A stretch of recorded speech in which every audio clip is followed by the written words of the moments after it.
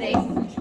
We're going to do 4 case studies in small groups at the end that kind of cover all of the different topics. These are more need to know on most of these, but I don't have time to talk. Okay. For testing purposes, the most you would get is probably 1 question per, right? So I'll try to indicate what things you really need to know as we go through.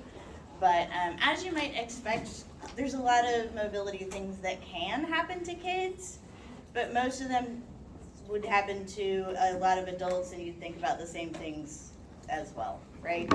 So, okay. So when we think about mobility disorders and we think about pain, there's history questions we like to ask. These are the same for everybody, right? These are things that you might think about. So one of the things that we have to think about, though, is how would you ask it a little differently if the child can't talk to you and tell you some of this stuff, and if they're not supposed to be walking or doing any of that right now. So some of this a parent might know, but like this stuff, they may not be able to localize, or the child may not be able to tell you. So those are things that we may have to leave out of some of our assessments for our youngest populations, and instead would rate them on the usual scoring tools we have. So FACES and FLAC and those types of things. Remember too that you're going to also look at how do they use it. So wherever you think the injury is are they using the joint that's involved? That's of interest to us. Are they putting weight on it? So it's going to be a lot of observation on how is the child using it. You see a lot of moves all extremities well, M-A-E-W, instead of some of our alternative things you might do with an adult, because we're just looking to see, are they moving everything the way that they're supposed to be. Okay. That goes back into the same things that we'd measure for physical assessment as far as posture and gait and extremities. Remember, we expect different things from different age groups. So for a teenager, walking a little bit pigeon-toed or bow-legged with a little bit of a tummy out would be concerning to us.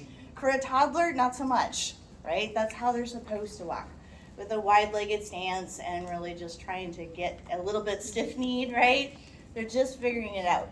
So really taking into account, what do we expect from the developmental age of the child and how they're supposed to move. So again, gait's gonna look a little different for a 1-year-old, a 2-year-old than it would for a teenager who you expect to move as an adult would. You guys already know how to assess muscle strength. You can still do that with infants, just having them push against your hands, checking that grip. So those are all things that you guys already know how to assess. Just keep in mind, it'll look a little bit different depending on the age group.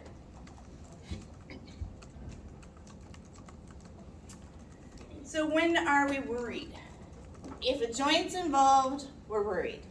And those are one of the things that's usually going to require more high degrees of antibiotics, or we might be concerned about some other conditions. So joints are a concern. You really are going to want to do some more lab testing, and we'll talk about some specifics for labs that we want to do.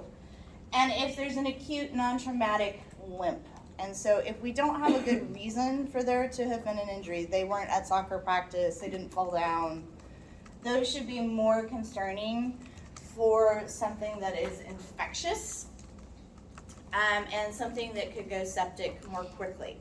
So those are also of huge concern to us. So those of you guys working in the ED, this is what you would worry about, okay?